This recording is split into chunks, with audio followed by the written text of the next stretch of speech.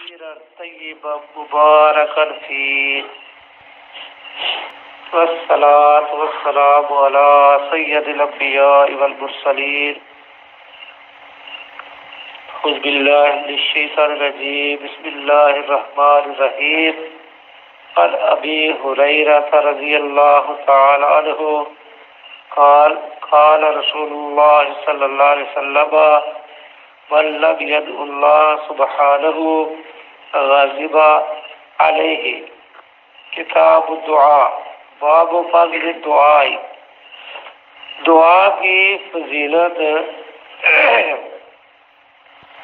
سیدنا ابو ہریرہ رضی اللہ تعالی عنہ سے روایت ہے کہ نبی محترم علیہ الصلوۃ والسلام نے فرمایا جو شخص اللہ تعالیٰ سے دعا نہ کرے تو اللہ تعالیٰ اس پر غصے ہوتا ہے، کیونکہ بندگی کا مقتضا یہ ہے کہ اپنے مالک سے مانگے، تو مانگنے میں غرور اور استغنا نکلتا ہے۔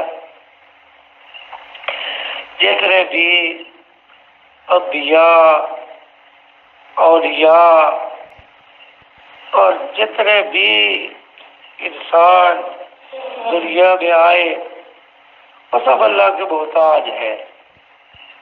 وہ ہمارا خالق بھی ہے، ہمارا مالک بھی ہے، وہ ہمارا رازق بھی ہے۔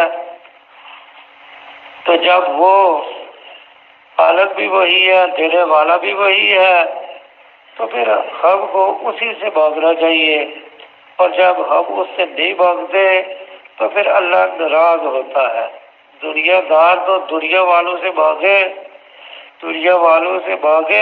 تو ناراض ہوتے ہیں، لیکن جو ہمارا اصل حقیقی داتا ہے جب اسے نہ مانگے تو وہ ناراض ہوتا ہے۔ عمر بن بشیر سے روایت ہے کہ حضرت صلی اللہ علیہ وسلم نے فرمایا کہ بے شک دعا ہی تو عبادت ہے۔ پھر یہ آیت پڑھی وقال ربکم ادعونی استجب لکم، یعنی مالک نے فرمایا کہ مجھ سے دعا کرو میں قبول کروں گا۔ پہلے تو ترغیب دی دعا کرنے کی، وقال ربکم ادعونی، اللہ پاک نے کہا مجھ سے دعا کرو، ترغیب دی پہلے، اور اس کے بعد پھر دعا قبول کرنے کا وعدہ بھی فرمایا۔ سبحان اللہ، جب اللہ تعالی حکم بھی دیتا ہے کہ مجھ سے مانگو اور ساتھ یہ کہتا ہے میں قبول بھی کروں گا، تو جب اللہ کا در چھوڑ کر جب کوئی غیر کے دروازے پر جاتا ہوگا تو اللہ کو غصہ کتنا آتا ہوگا کہ میں اس کو کہتا ہوں کہ میں تجھے دوں گا، وعدہ کیا تجھ سے، اور اللہ کے جو وعدے ہیں وہ غلط بھی نہیں ہوتے، اللہ اپنے وعدے کے خلاف ورزی نہیں کرتا۔ ان اللہ لا یخلف الميعاد، ان اللہ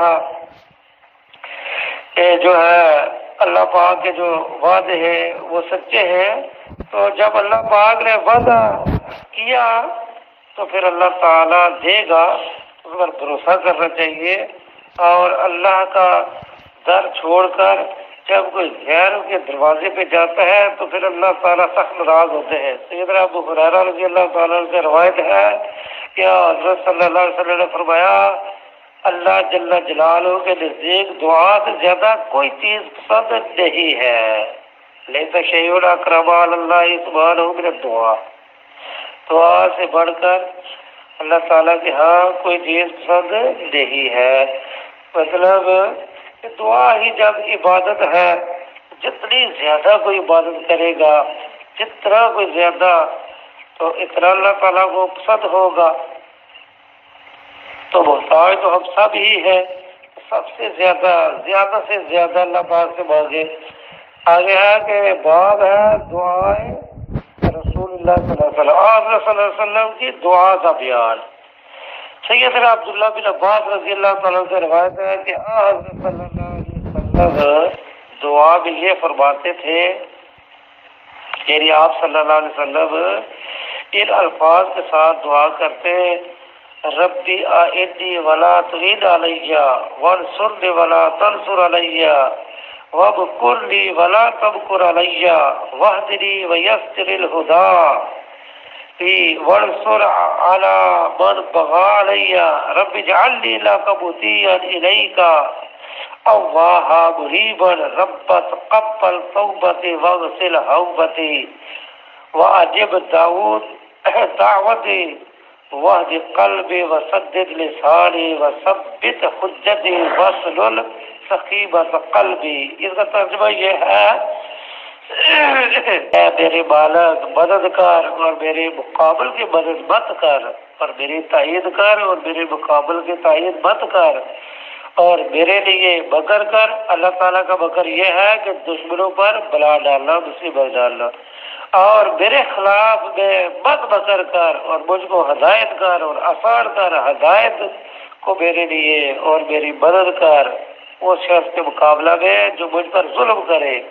اے بالغ مجھ کو اپنا شکر کرنے والا بنا، اور اپنا یاد کرنے والا، اور اپنے سے ڈرنے والا، اور اپنا تابع دار، اپنی طرف گڑ گڑانے والا، رونے والا، رجوع کرنے والا. اے بالغ قبول کر میری توبہ اور دھو ڈال میرا گناہ، اور قبول کر میری دعا، اور راستہ بتلا میرے دل کو، اور مضبوط کر دے میری زبان کو، اور درست کر دے میری دلیل کو، اور نکال ڈال بغض میرے دل سے.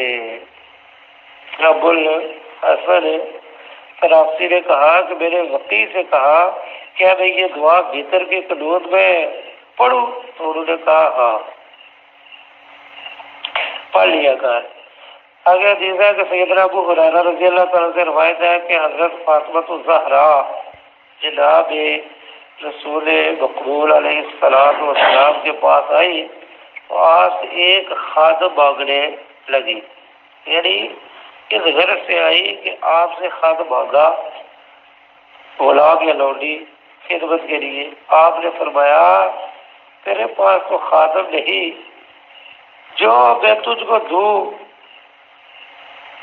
یہ سن کر لوٹ آئی. پھر آپ علیہ السلام اس کے بعد ان کے پاس آئے اور فرمایا جو تم نے مانگا تھا یعنی خادم وہ تم کو زیادہ پسند ہے یا جو اس سے بہتر ہے؟ تو حضرت علی رضی اللہ تعالیٰ عنہ نے ان سے کہا کہ یوں کہو کہ نہیں، مجھے وہ زیادہ پسند ہے جو خادم سے بہتر ہے. یعنی میرے خادم مانگا تھا لیکن اگر اس سے زیادہ بہتر ہے تو وہ مجھے چاہیے. خادم سے بہتر کیا ہے؟ تو انہوں نے یعنی فاطمہ الزہرا رضی اللہ تعالیٰ عنہا نے ایسا ہی کہا. آپ نے فرمایا یوں کہو، یعنی یہ دعا جو ہے یہ پڑھا کرو، اللہم رب السماوات السبع ورب العرش العظیم ربنا ورب كل شيء منزل التوراة والانجيل والقرآن العظيم انت الاول فليس قبلك شيء وانت الاخر فليس بعدك شيء وانت الظاهر فليس فوقك شيء وانت الباطن فليس دونك شيء اقضي عنا الدين واغننا من الفقر.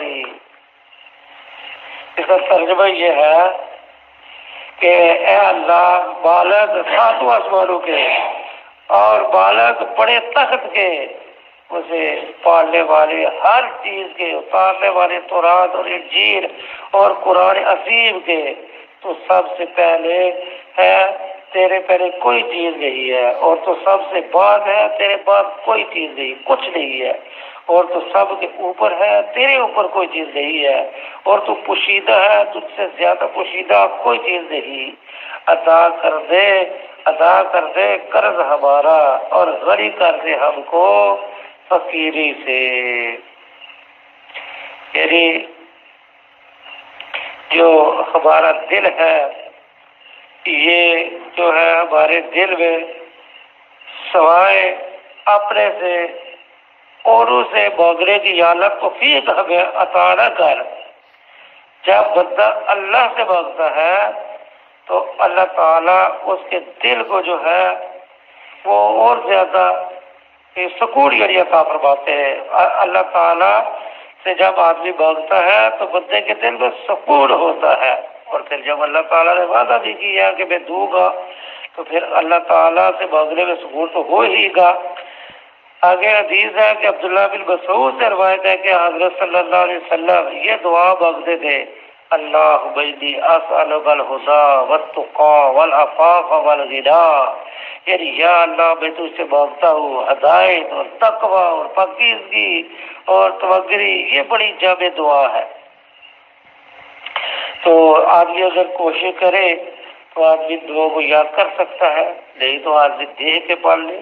جب آدمی چند دن دعاؤں کو دیکھ کے پڑھے گا تو پھر زبانی بھی یاد ہو جائے گی۔ تو بڑی قیمتی دعا ہے، بڑی جامع دعا ہے، اور ان کا ترجمہ ذہن میں رکھ کے آدمی پڑھتا رہے تو انشاءاللہ بہت فائدہ ہوگا۔